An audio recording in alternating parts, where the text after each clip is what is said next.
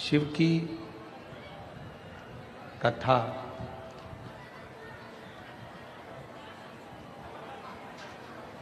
भगवान शंकर की कथा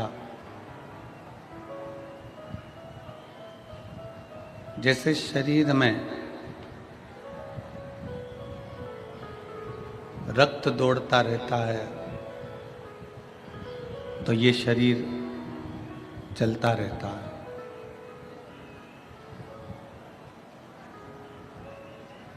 शरीर में अगर रक्त दौड़ रहा है तो ये शरीर चल रहा है।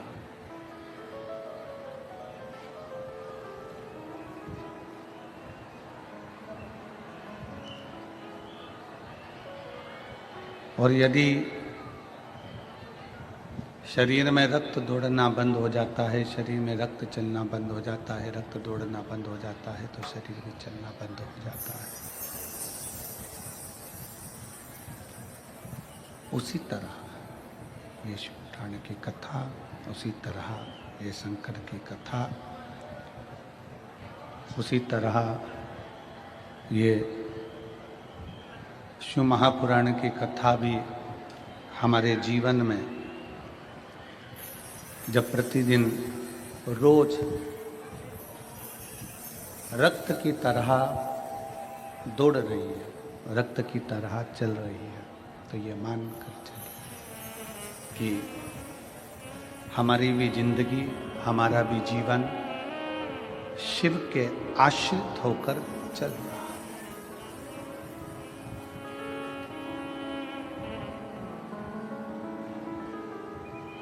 श्वास और विश्वास,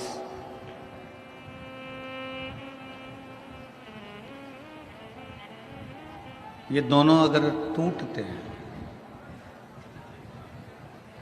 श्वास और विश्वास अगर ये दोनों टूट जाते हैं, टूटते हैं, तो फिर कुछ बचता नहीं।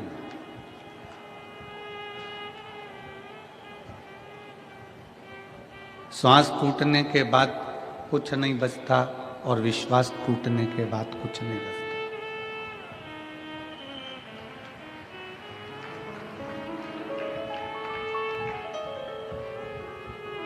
यहां लाखों की संख्या में शिव भक्त आए हैं।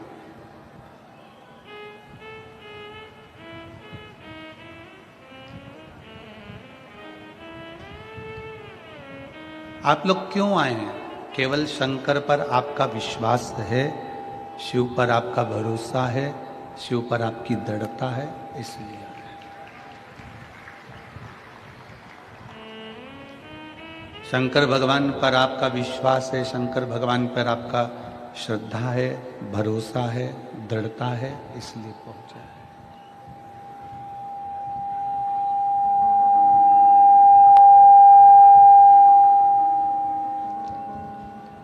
श्वास टूटने के बाद कुछ नहीं रहता और विश्वास टूटने के बाद कुछ नहीं रहता।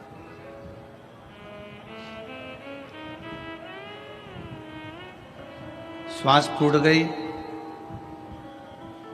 शरीर को ले जाकर शमशान में डाल दिया, जला दिया, आग लगा दिया, चिता पर लेटाकर अग्नि दे दी, भस्म हो गया शरीर, कुछ बचा नहीं। उसी तरह जैसे श्वास टूटने के बाद कुछ नहीं रहता, उसी तरह विश्वास टूटने के बाद भी कुछ नहीं रहता। आज आप लाखों की संख्या में पहुंचे हो, लाखों की संख्या में यहां पर एकत्रित हुए हो।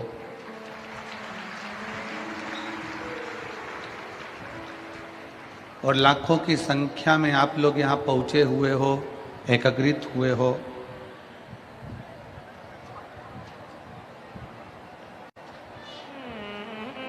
ये आप सबका विश्वास है, ये आप सबका भरोसा है, ये आप सबकी दृढ़ता है।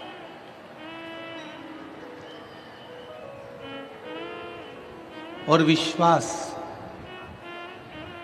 भरोसा, दृढ़ता जब बढ़ती है, विश्वास जब बढ़ता है, भरोसा जब बढ़ता है, दृढ़ता जब बढ़ती है, तो शिव महापुराण की कथा कहती है फिर मंजिल जरूर मिलती है, हमारा लक्ष्य जरूर मिलता है।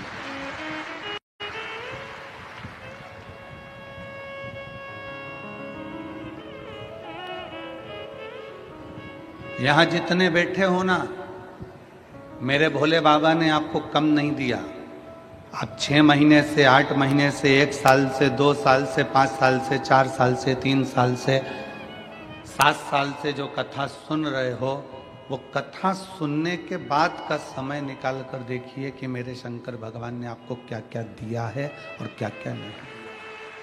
आप उसको अंदाजा लगाइए, आप उसका स्मरण करिए, आप उसका स्मरण करिएगा कि मेरे शंकर ने आपको क्या क्या दिया है, मेरे शंकर भगवान ने आपको क्या क्या प्रदान किया है। जरा विचार करिएगा।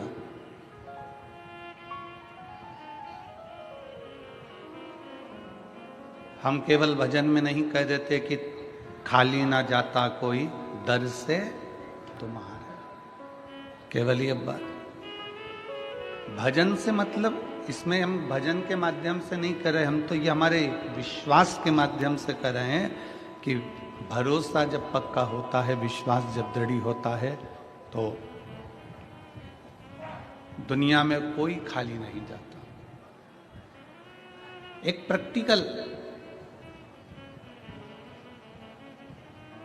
आपके और हमारे जीवन का है।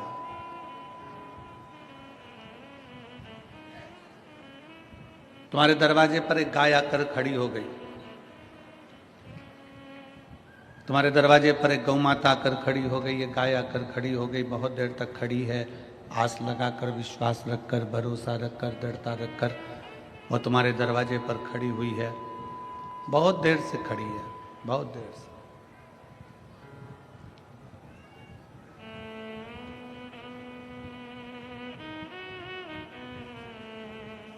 अब तुमने उसको भगा भी दिया, फिर वो गाय आ गई। तुमने भगा भी दिया उस गाय को, गला पकड़ रहा है माई, तुमने भगा भी दिया उसको, फिर वो वापिस आ गई। फिर तुमने उसको हटा दिया, गाय फिर आ गई। बार बार वो गाय क्यों आ रही है? क्योंकि उसको मालूम है कि इस दरवाजे से मुझे मिलेगा जरूर, एक रोटी इस दरवाजे से मुझे प्राप्त जरूर होगी, ये पक्का है। ये गाय का विश्वास है, ये गाय की दृढ़ता है, ये गाय का भरोसा है। ये गाय का भरोसा, ये गाय की दृढ़ता, ये गाय का विश्वास है कि मुझे इस दरवाजे से एक रोटी जरूर मिलेगी, एक रोटी जरूर मिलेगी। ये गाय का भरोसा कहता है, गाय का विश्वास कहता है। तुमने एक बार भगा दिया, वो फिर आई, फिर भगाया, फिर आई, फिर भगाया, फिर आई, आखिरी में तुम अंदर गई और तुमने एक रोटी निकाल कर लाकर गौ माता को दी।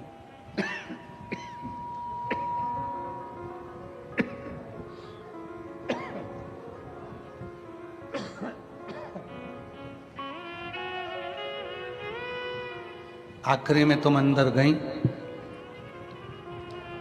और एक रोटी निकालकर तुमने गाय को लाकर दे दिया, गौ माता को दिया।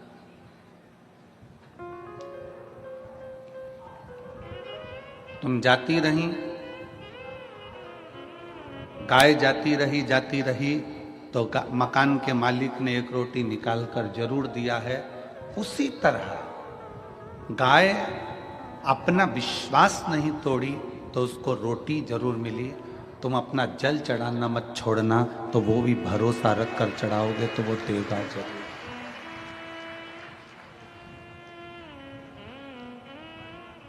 गाय जाती रही तो उसको रोटी मिली जरूर है। पक्षी छत पर आता रहा तो उसको दाना मिला जरूर है। और शिव महापुराण की कथा में अपने आसपास का क्षेत्र हो, नजदीक में हो, और शंकर का मंदिर अगर पास में हो तो जाते रहना। पक्षी को दाना मिल सकता है, गाय को रोटी मिल सकती है, तो हमें भी हमारा बाबा कुछ ना कुछ दे ही सकता है। विश्वास के भरोसे पर, भरोसे के बल पर।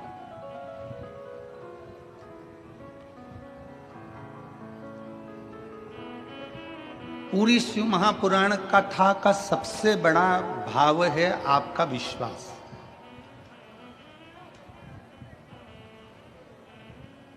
पूरी शिव महापुराण कथा का सबसे बड़ा ज्ञान है आपका भरोसा, आपकी दृढ़ता, आपका विश्वास।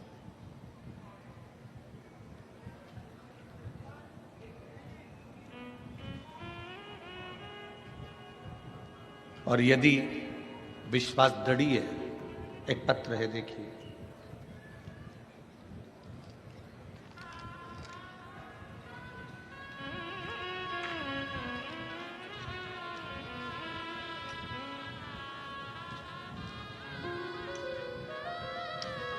मेरा नाम मंगला नारायण राजपूत है।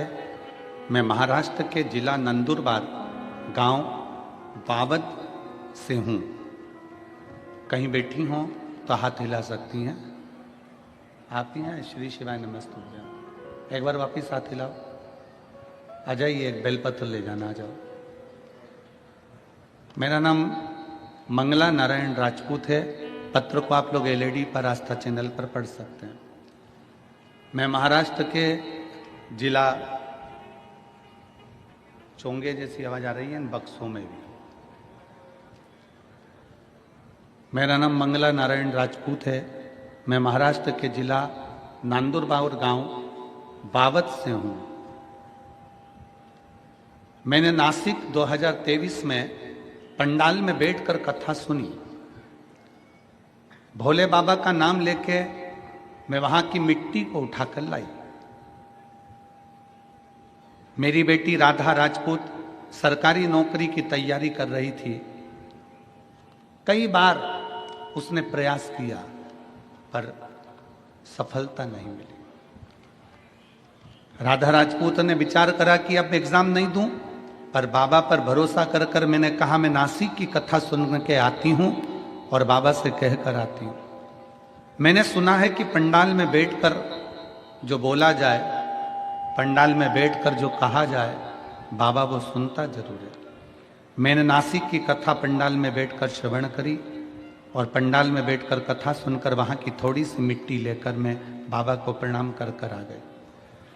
बाबा ने ऐसी कृपा कर दी गुरुदेव कि मेरी बेटी ने जो जो एग्जाम दिए थे, 6 महीने के अंदर मेरी बेटी ने जो जो एग्जाम दिए, उन सारे एग्जाम का परीक्षा दी। उस परीक्षा का रिजल्ट मेरे बाबा ने दिया और 6 महीने में मेरी बेटी जितने एग्जाम देती थी, सारे एग्जाम का फल बाबा देता था और 5 जगह से सरकारी नौकरी मेरी बेटी के लिए आई।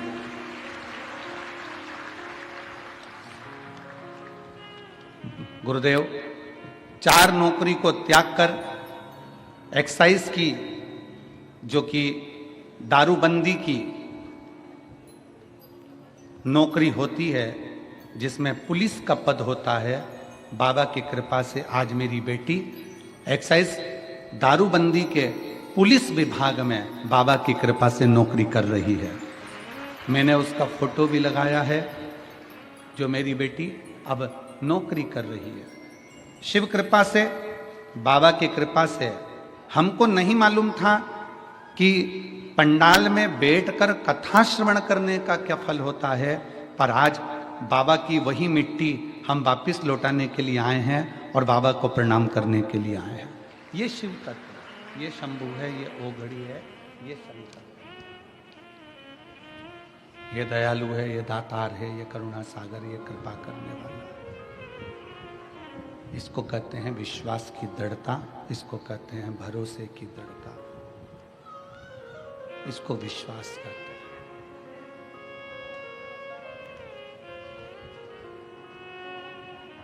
शिव की प्रियता है, उसका भरोसा है।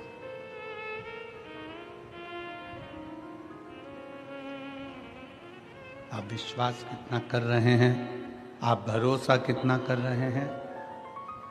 आपके संपूर्ण कार्य का प्रबलता बल विश्वास पर आधारित है, भरोसे।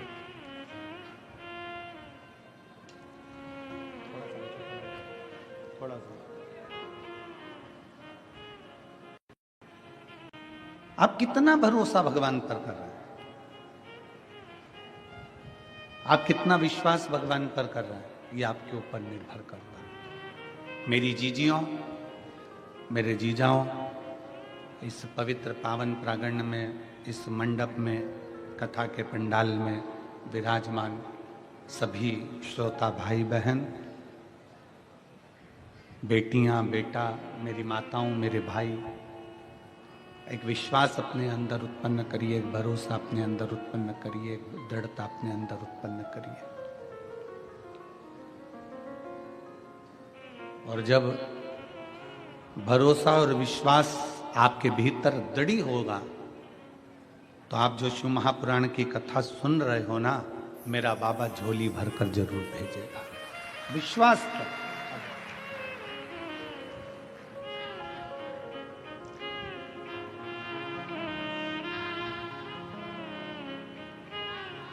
बधाई हो आपको, बधाई। एक बेटी के लिए बाबा की क्षमा, बाबा की बाबा,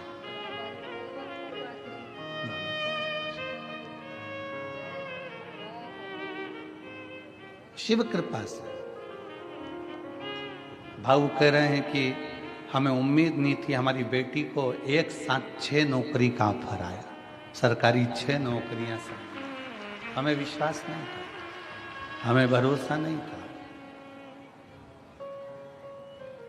आप कथा के पंडाल में बैठकर उसको नमन कर रहे हो तो विश्वास के साथ कर रहे हो, भरोसे के साथ कर रहे हो तो विश्वास के साथ देता है, भरोसे के साथ वो देता है। और खाली न जाता कोई दर से तुम्हारे, खाली न जाता कोई दर से तुम्हारे, मैं भी खड़ी हूँ नंदी बाहे फसा।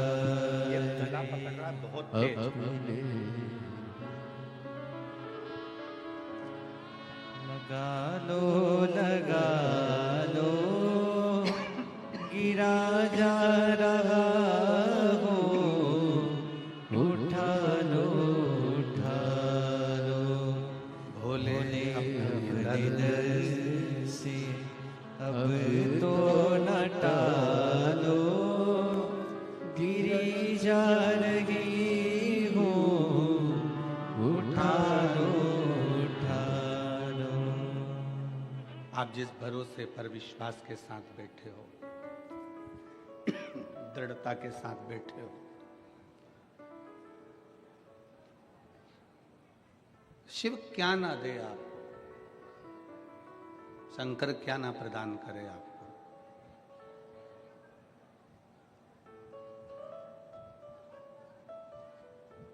भरोसा दृढ़ बनाइए।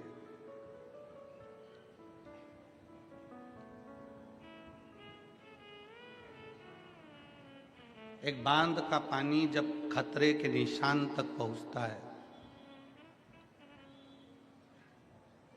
एक बांध का पानी जब खतरे के निशान तक पहुंचता है तो उस पानी को छोड़ दिया जाता है। तालाब का पानी जब खतरे के निशान तक पहुंचता है तो उसको छोड़ दिया जाता है। चोंगे जैसी आवाज आ रही है, यही पकड़ रहा है गला।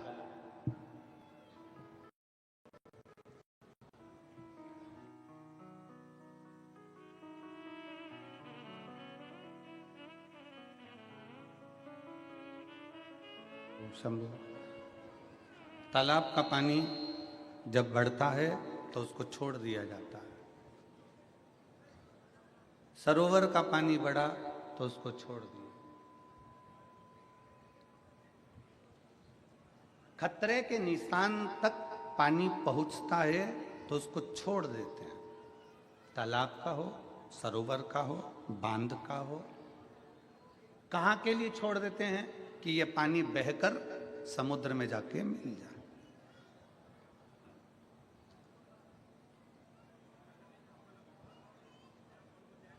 समुद्र में जाके ये पानी मिले। खतरे के निशान तक पानी आया तो उसको छोड़ दिया गया। खतरे के निशान तक पानी पहुंचा तो उसको छोड़ दिया।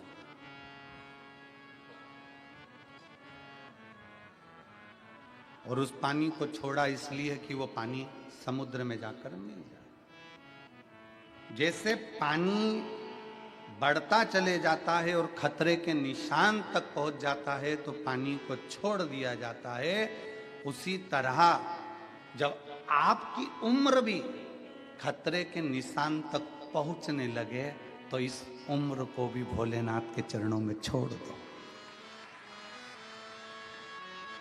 ये उम्र भी खतरे के निशान तक पहुंचती है।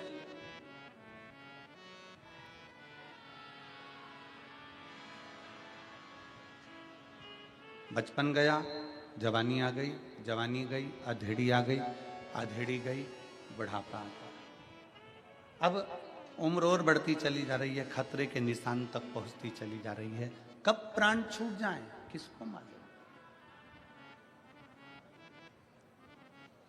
कौन सा पल, कौन सी घड़ी, कौन सा क्षण आपका और हमारा कौन सा आखिरी है, ये किसको मालूम।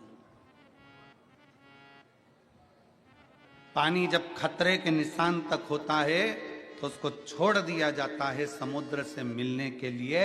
और उम्र चलते चलते जब खतरे के निशान पर आ जाए तो इस उम्र को भी छोड़ दिया जाए भोलेनाथ से मिलने के लिए। इस उम्र को परमात्मा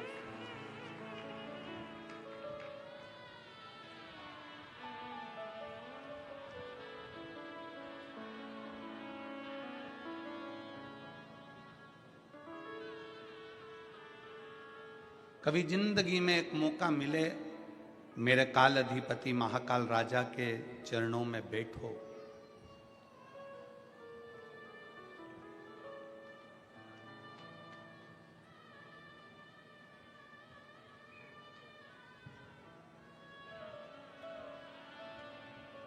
हम जहां ठहरे हुए हैं वहां पर कलम थोड़ी देर के लिए ऊपर की ओर गए तो वहां किसी ने पूछा कि गुरुजी, आप कहते हो कि महाकाल के चरणों में, भगवान देवाधिदेव महादेव के चरणों में बैठो, हमारी बात क्या महाकाल सुनता है?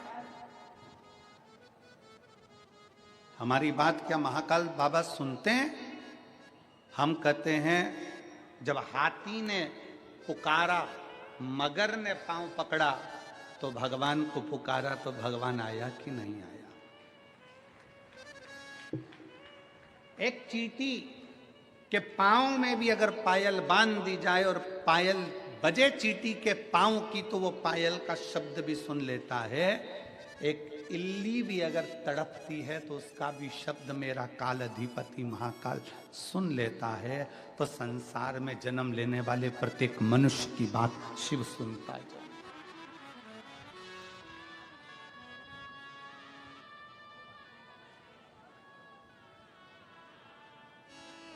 सुनता है। हम हिंदी बोलते हैं, वो हिंदी में सुनता है। आप मराठी बोलते हो, वो मराठी में सुनता है। तुम्हारे बाजू वाले गुजराती बोलते हैं, वो गुजराती में सुनता है। और आगे वाले राजस्थानी में बोलते हैं, वो राजस्थानी में सुनता है। कोई तमिल में बोलता है, कोई कन्नड़ में बोलता है, कोई केरला में बोलता है, वो सब भाषाएं सुनता है। सब भाषा।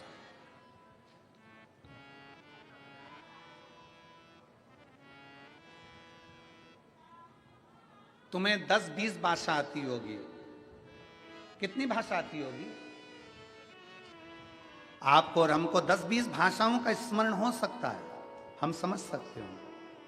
पर उससे पूछो, वो चिड़िया की भी भाषा समझता है, इल्ली की भी भाषा समझता है, झिंगुर की भी भाषा समझता है, चूहे की भी भाषा समझता है, पशु और पक्षी की भी भाषा समझता है।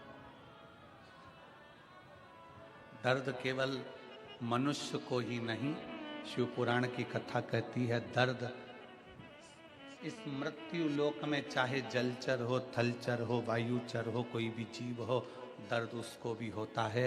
और वो सबका दर्द मिटाने के लिए अपनी कैलाश को छोड़कर, अपनी अवंतिका नगरी को छोड़कर मेरा महाकाल राजा तुम्हारे करीब में आ ही जाता। दर्द किसको नहीं होता?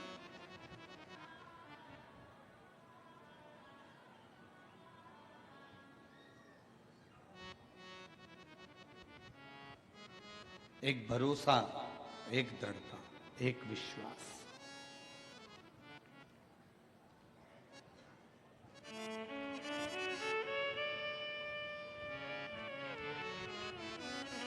कितना सुंदर किसी ने कहा कि मानो तो मैं गंगा मां हूं और ना मानो तो मैं बहता पानी। अगर मान रहे हो तो मैं गंगा जी हूं, नहीं मानोगे तो बहता पानी।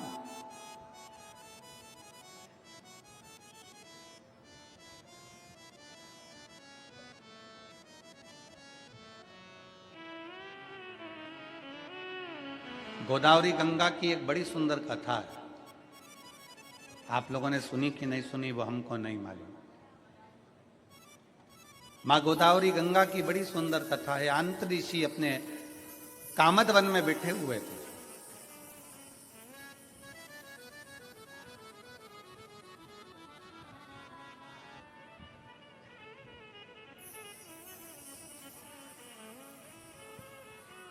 और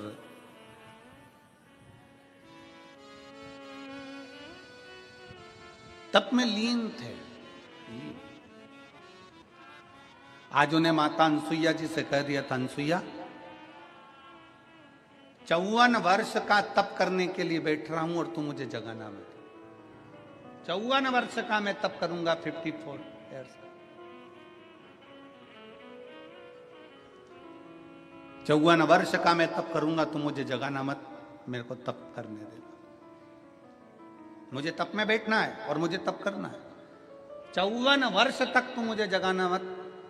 कामद वन में आंत्री और अनसुईया निवास कर रहे हैं और आंत ऋषि तप में लीन हो जाते हैं, तप में डूब जाते हैं।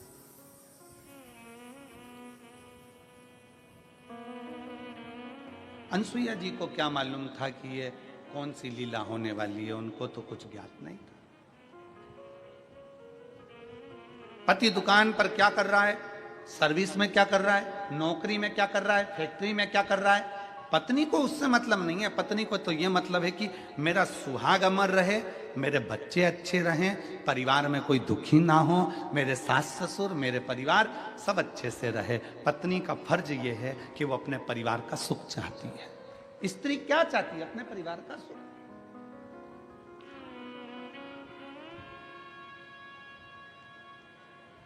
और कोई कोई पति आकर कह भी देते हैं हमसे, हमारी पत्नी ऐसी है गुरुजी कि वो हार बनवाने का कहती है, कोई कहती है कि मुझे साड़ी दिलाओ, कोई कहती है मुझे मंगलसूत्र दिलाओ, कोई कहती है मुझे चूड़ा दिला, कोई कहती है मुझे ये दिला। तो हम उन पतियों से कह देते हैं दिला दो ना, दिलाने में तुम्हें क्या टेंशन है, दिला दो। अरे गुरुजी अगर अभी दिलाएंगे तो और डिमांड करेगी। अभी हमने हार दिला दिया, फिर कहेगी कड़ा दिलाओ, कड़ा दिला दिया तो कहेगी ये दिलाओ, फिर कहेगी वो दिलाओ, डिमांड बढ़ती चली जाएगी। हमने कहा बढ़ने दो ना, अच्छा है, डिमांड बढ़ना चाहिए, तुम तो दिला दो। अरे गुरुजी तुम हमारी पत्नी का पक्ष ले रहे हो, तुम्हें तो हमारा पक्ष लेना चाहिए। हमने कहा ईमानदारी से बोल, अगर तू 25-50 1 आध लाख की रकम अपनी पत्नी को दिला देगा तो ईमानदारी से बोलना, पत्नी वो रकम लेकर क्या ऊपर जाएगी? पत्नी वो रकम तेरे ही बुरे वक्त में काम आने के लिए निकाल कर दे दे। पत्नी रकम लेकर ऊपर जाएगी। अगर वो अंगूठी मांग रही है, अगर वो मंगलसूत्र मांग रही है, अगर वो चूड़ा मांग रही है, थोड़ा सा उसने विनय करा है, दे दो। अरे पति कहता है वो अगली बार फिर डिमांड करेगी, अरे करने दो ना। पड़ोसी से थोड़ी ना मांग रही है, तुमसे मांग रही है। और जो अपना होता है, जो अपना प्रिय होता है, मांगा भी उसी से जाता है। जैसे मेरे महादेव अपने प्रिय हैं तो उनसे मांगा जाता है। हमने पहले भी कथा में कहा, कई लोग हमारी इस बात का विरोध करते हैं। कई लोग कहते हैं कि भगवान से नहीं मांगना चाहिए, भगवान को तो देना चाहिए, भगवान से कुछ मत मांगो, भगवान को तो देओ, भगवान से कुछ मत मांगो, भगवान को तो देओ। कई लोग हमारे इस बात का विरोध करते हैं। और हम क्या कहते हैं कि वो तुम्हारा बाप है, वो तुम्हारा पिता है, वो तुम्हारा बाप है, तुम्हारा पिता है। और अपने माँ बाप से मांगने में संकोच नहीं करना चाहिए। माँ बाप के पास बैठो, उससे अपने दिल की बात कहो और मांगो। वो अपना पिता है, अपनी माँ है, उससे क्या।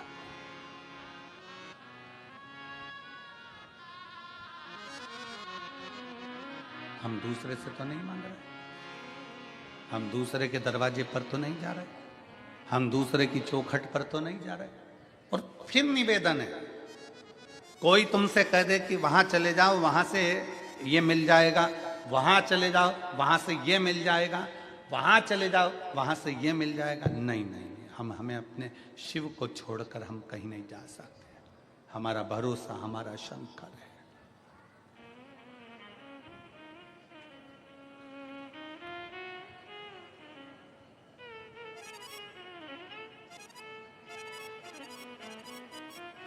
हमारा भरोसा हमारा शिव है, हमारा भरोसा हमारा शंकर है।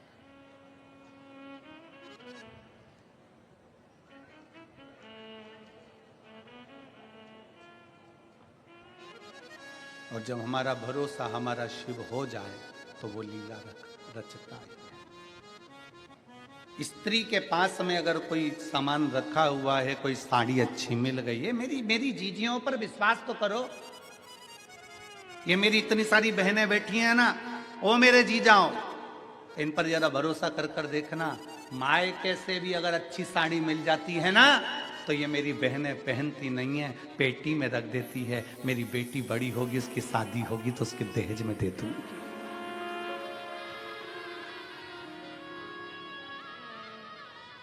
अच्छा गिफ्ट आइटम मामा जी के यहाँ शादी में मिल गया, मौसी के यहाँ मिल गया, नानी क्या गई थी वहां से कुछ अच्छा चीज मिल गई, अच्छा आइटम मिल गया, गिफ्ट आइटम मिल गया, उसको उठाकर पलंग पेटी में रख देती है। क्यों? जब मेरी बेटी की शादी होगी ना, मैं उसको दे दूं।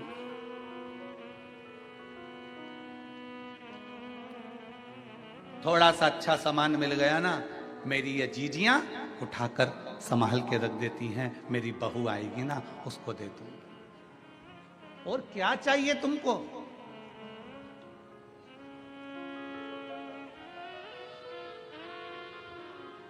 लोग कहते हैं इन्होंने बहुत ज्यादा त्याग करा, ये संत बन गए। कोई कहता है इन्होंने बहुत ज्यादा त्याग करा, ये त्यागी बन गए। कोई ने कहा इन्होंने बहुत सारा त्याग करा, ये सन्यासी बन गए। कोई ने कहा इन्होंने बहुत तप करा, ये तपस्वी बन गए। शिव महापुराण की कथा कहती है, घर की स्त्री के आगे सारे संत, साधु, सन्यासी, तपस्वी, साधक, उपासक फीके हैं, क्योंकि उससे बड़ा त्याग कोई नहीं कर सकता। घर की स्त्री के आगे सारे संत, साधु, सन्यासी, तपस्वी, साधक, उपासक फीके हैं, क्योंकि स्त्री के आगे कोई त्याग नहीं कर सकता। एक नारी अपने लिए कोई व्रत नहीं करती। सोमवार का व्रत करती है तो पति के लिए, छठ का व्रत करती है तो बच्चों के लिए, चतुर्थी का व्रत करती है तो पति के लिए।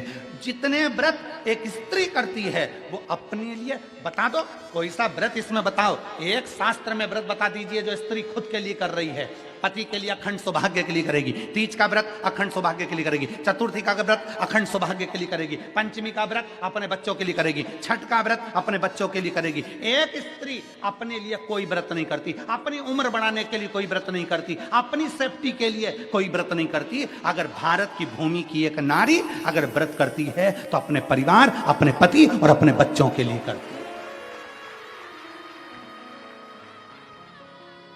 इससे बड़ा त्याग कौन कर सकता है? इससे बड़ा तपस्वी कौन हो सकता है? इससे बड़ा सन्यासी कौन हो सकता है? इससे बड़ा साधक कौन होगा?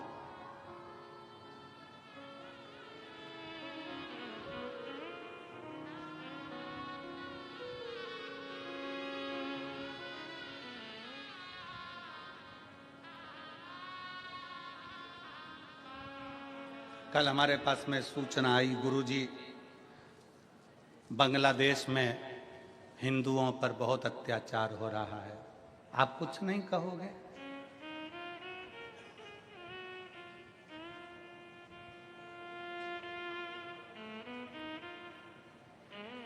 हमने कहा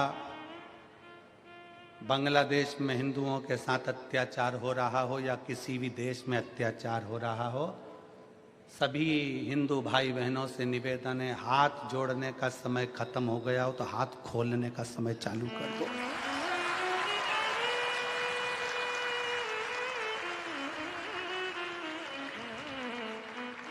गया समय। बांग्लादेश में जितने हिंदू रहते हैं, अब हाथ जोड़ना बंद करो, हाथ खोलना चालू करो। गया समय।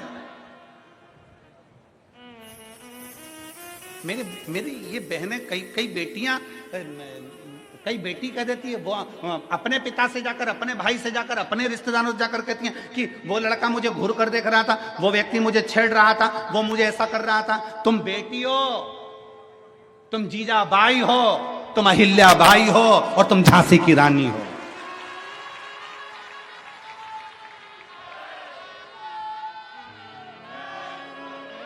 तुम अकेली हो क्या? अकेली एक स्त्री, एक बेटी अपने पिता से जाकर कहे कि वो लड़का मुझे छेड़ रहा था, कोई जाकर कहे कि अपने भाई से वो लड़का मुझे छेड़ रहा था। अरे तुम जीजा बाई बन जाओ, अरे तुम झांसी की रानी बन जाओ, तुम अहिल्या बाई बन जाओ। किसी की हिम्मत नहीं कि कहीं का माई का लाल तुम्हें आंख उठाकर देख ले। मेरी बेटियों, माला भी साथ रखो और भाला भी साथ रखो, कभी भी कुछ भी काम आ सकता है। कभी भी कुछ भी काम आ सकता है। कब तक डरोगे? कब तक झेपोगे? अपनी जिंदगी को मस्त होकर जियो, अलमस्त होकर। जीवन की आनंदता है जीवन की।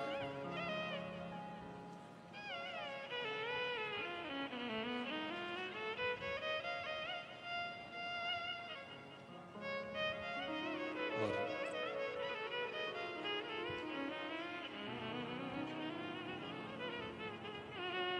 महाराष्ट्र के, पूरे महाराष्ट्र के एक एक सनातनी ने, शंकर भगवान के एक एक भगत ने बता दिया कुछ दिन पहले कि हम सब इकट्ठे और शंकर जी के पट्टे। सब सनातनियों ने दिखा दिया कि अब हम झेपने वालों में से नहीं हैं। झेपने वालों में से आदर करिए, सम्मान दीजिए, सत्कार करिए। कल कथा में चल रहा था, कथा का क्रम अपन श्रवण कर रहे थे। भंड सुर की कथा चल रही थी, उसमें अपन कथा में सुन रहे थे कि भगवान श्री गणेश जी महाराज से पूछा उस भंड ने कि मुझे बताओ मैं किसकी आराधना करूं। गणेश जी ने यह नहीं कहा कि तुम मेरी आराधना करो। बड़ों का आदर करना, बड़ों का सत्कार करना, बड़ों का सम्मान देना गणेश जी महाराज ने उस भंड को सिखाया कि अगर तुम्हें तप साधना करना है, भजन करना है तो शंकर जी का करो, वो मेरे पिता हैं, वो मुझे भी देते हैं तो तुझे भी देंगे। वो मुझे भी देते हैं, तुझे भी देंगे। वो मुझे भी प्रदान करते हैं तो तुझे भी प्रदान करेंगे। उसका भजन करो, उसका स्मरण करो।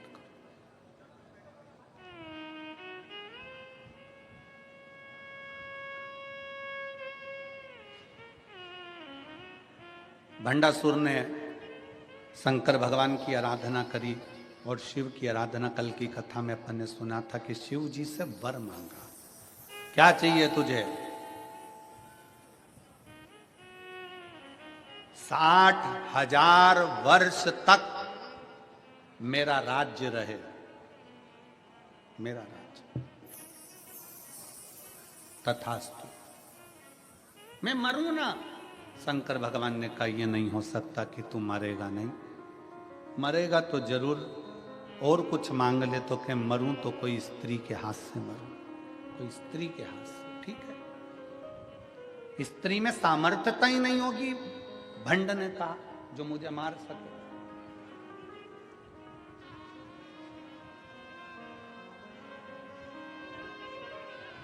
स्त्री की सामर्थ्यता क्या होगी जो मुझे मार सके? अगर मरूं तो स्त्री के हाथ से मरूं, स्त्री के हाथ से।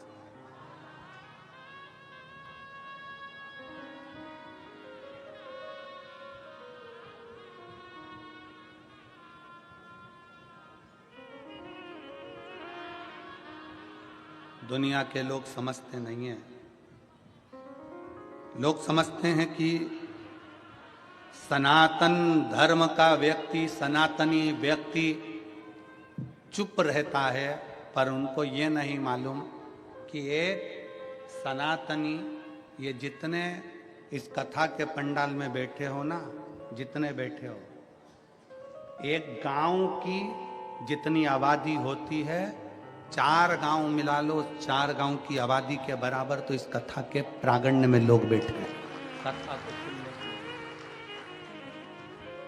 4 गांव की आबादी को मिलाकर ये पूरे कथा के पंडाल में लोग बैठे हुए हैं।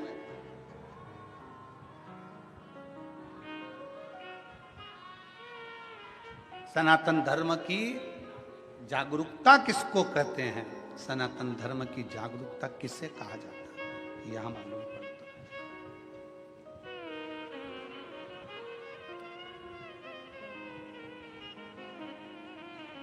शिव भक्ति किसको कहते हैं? यह मालूम पड़ता है।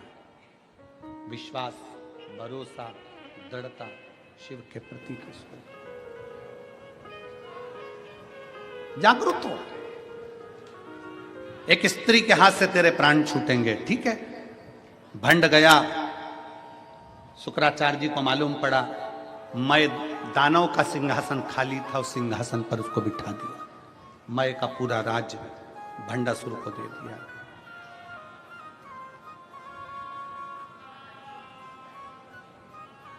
और भंड का राज्य जब चालू हुआ, शंकर भगवान ने वर दिया है, शिव ने वर दिया है, इसलिए शिव के अनुकूल अपनी सत्ता को चला रहा था। शंकर के अनुकूल असुर था, राक्षस था, असुर प्रवृत्ति का था, पर शिव के अनुकूल चला रहा था। पर समय निकलता गया, 60,000 वर्ष जब पूर्ण हो गए, भंड शिव जी के बताए अनुसार चलना बंद हो गया और फिर गलत विचारों में और ज्यादा पड़ गया। गलत विचारों, विनाश काले, जम के बोलो जरा, विनाश काले विपरीत बुद्धि। जब विनाश का समय आता है तो बुद्धि भी खराब हो जाती है।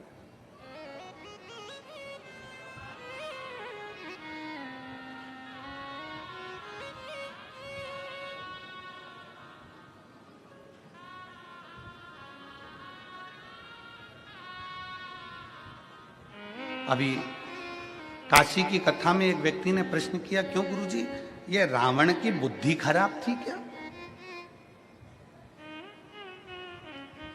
रावण में बुद्धि नहीं थी क्या? क्यों गुरुजी, रावण में बुद्धि नहीं थी? हम कह रहे हैं रावण की बुद्धि खराब नहीं थी। लंकाधिपति रावण भी शंकर का भगत था, शिव का उपासक था।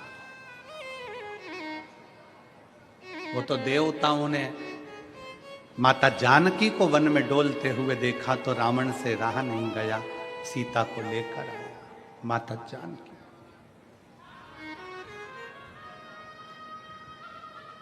और ले जाकर कहां रखा? जम के बोलो, कहां ले जाकर रखा था? अशोक वाटिका में। अशोक वाटिका में अपने गुप्तचरों से कह दिया, सीता जी को कोई कमी नहीं आना चाहिए, जो खाए वो खिलाओ, जो पहने वो पहनाओ, जैसी रहें वैसी रहने दो।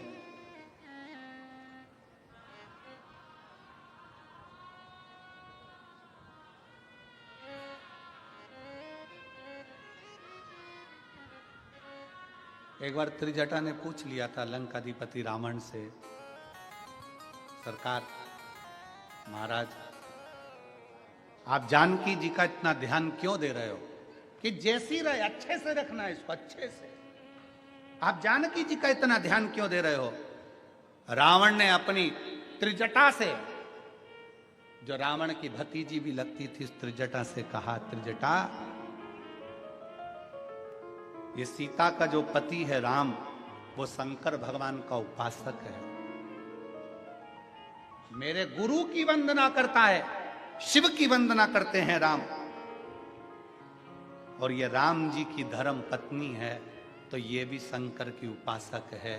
शंकर को चाहने वाला जब हमारे राज्य में आता है तो पूरे राज्य का उद्धार कर कर ही जाता है। राज्य का उद्धार कर कर जाता है। जिस राज्य में शंकर को चाहने वाला, शिव की स्तुति करने वाला, शंकर को भजने वाला जिस राज्य में जाता है, उस राज्य का कल्याण कर कर ही जाता है। दुनिया को लगा रावण की लंका जल गई, दुनिया को लगा रावण मर गया, पर दुनिया को यह नहीं दिखा कि एक माता जानकी के बल पर पूरे राक्षस कुल का कल्याण हो गया। पूरा राक्षस कुल आज परमात्मा की शरणागति को ग्रहण कर लिया। कितना विद्वान था रावण, कितना विद्वत्ता थी रावण के अंदर, जरा विचार करिएगा। रावण सीता जी को जिस दिन से अशोक वाटिका में रखा था, उस दिन से लेकर रावण सीता के पास कभी नहीं गया। किस दिन गया? जिस दिन हनुमान जी सीता जी के पास आ गए। बोलो सही है कि गलत है? जम के बोलो जरा। जब हनुमान जी लंका में पहुंच गए, अशोक वाटिका में हनुमान जी आ गए, तब रावण, हनुमान जी वृक्ष पर चढ़े थे और रावण सीता के सामने आकर राम जी का नकली शीश लेकर आकर कहता है कि मैंने राम जी को मार दिया और तू मेरी बन जा। कब आए रावण? जब हनुमान जी आ गए। क्यों? क्योंकि रावण की विद्वत्ता इतनी थी, रावण जानते थे ये सीता भी राम जी की पत्नी है और राम शंकर के उपासक है। एक शंकर के उपासक की पत्नी के पास अगर मैं जाऊं तो मैं अकेला कैसे जाऊं? जब रावण ने देख लिया कि हनुमान जी आए हैं, हनुमान कौन? शंकर का एक रूप आया है, तब रावण जान गए कि अब मेरा गुरु आ गया है, तो गुरु की साक्षी में शिष्य के पास जा सकता हूं। गुरु की साक्षी में शिष्य के पास जा सकता हूं। तो रावण सीता जी के सम्मुख में गया। तो उसको समझने वाला चाहिए, उसकी साक्षीता होना चाहिए। परमात्मा की शरण में जब तक आप और हम हैं, शंकर की शरण में जब तक आप और हम हैं, एक लोटा जल जब हम शंकर भगवान को समर्पित कर रहे हैं और जिस विश्वास के साथ, जिस भरोसे के साथ, जिस दृढ़ता के साथ हम चढ़ा रहे हैं, वो भरोसा हमारा प्रबल होता है।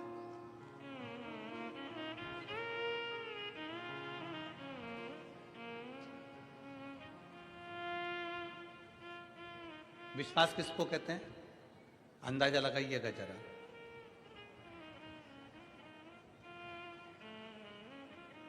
एक डॉक्टर ने दवाई दी, तुमने खाई, आराम नहीं लगा, तो तुमने दवाई खाई और आराम नहीं लगा। उसका कारण क्या है? क्योंकि तुम जब डॉक्टर को दिखाने के लिए गई ना, तो डॉक्टर के प्रति तुम्हारा विश्वास नहीं था। और दूसरे गांव का डॉक्टर, दूसरी जगह किसी ने कह दिया तुम्हारे रिश्तेदारों ने, वहां का डॉक्टर अच्छा है, एक बार जाके दिखा लो, उसका ये नाम है। अब उसके पास गई, उसने एक टेबलेट लिख के दे दी, तुमने खाई, विश्वास के साथ खा गई, इसलिए डॉक्टर के यहां से निकलते से ठीक हो गई। ठीक, विश्वास, भरोसा।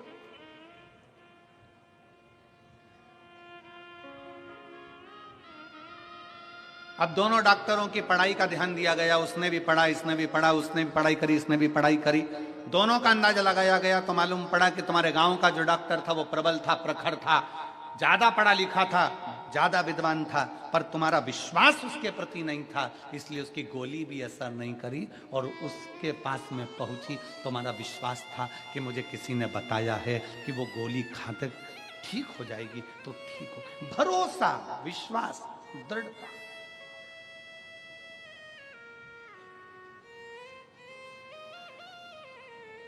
एक पत्र है,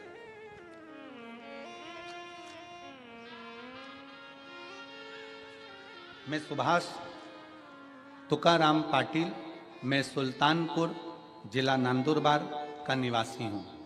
कहीं बैठे हों तो हाथ हिला सकते हैं।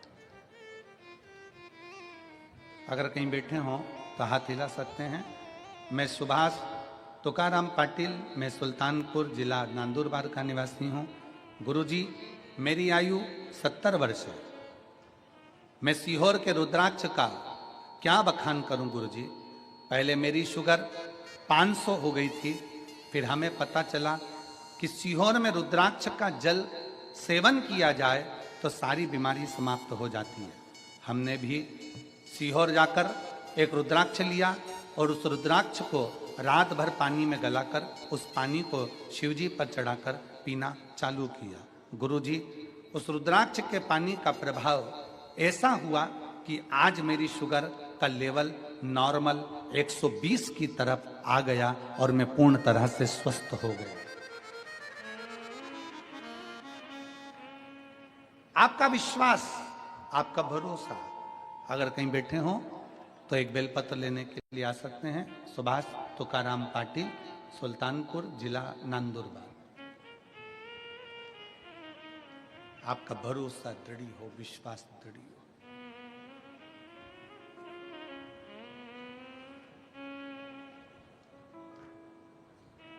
क्यों ना शिव मिलेगा।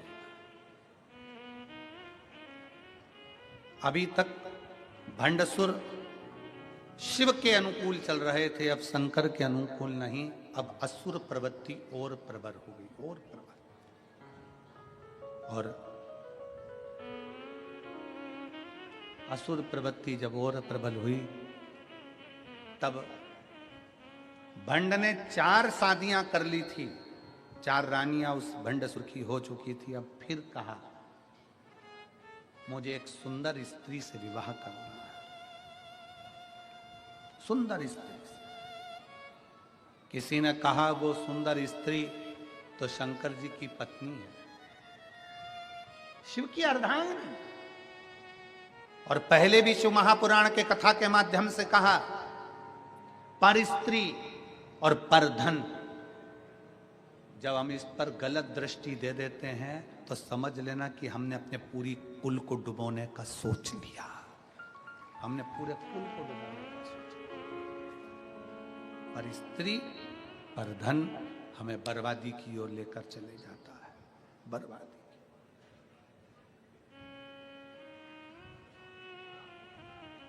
पराई स्त्री को हमने अगर गलत दृष्टि से देखा है तो समझ लो कि हम बर्बादी की ओर बढ़ रहे हैं। और पराया धन, किसी के पास करोड़ों का धन है वो अपनी जगह पर है, किसी के पास करोड़ों की जमीन है वो अपनी जगह पर है, किसी के पास करोड़ों की पूंजी है वो अपनी जगह पर है। उसके धन पर आप अपनी गलत दृष्टि मत दीजिए, उसके धन पर, उसके वैभव पर आप अपनी गलत दृष्टि मत दीजिए।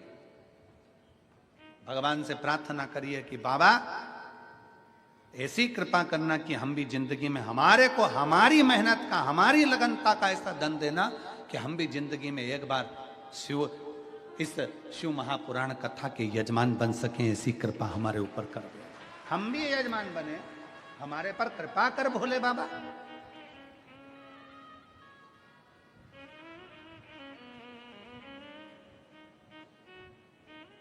उससे प्रार्थना करिए, उससे निवेदन करिए, उससे विनय करिए।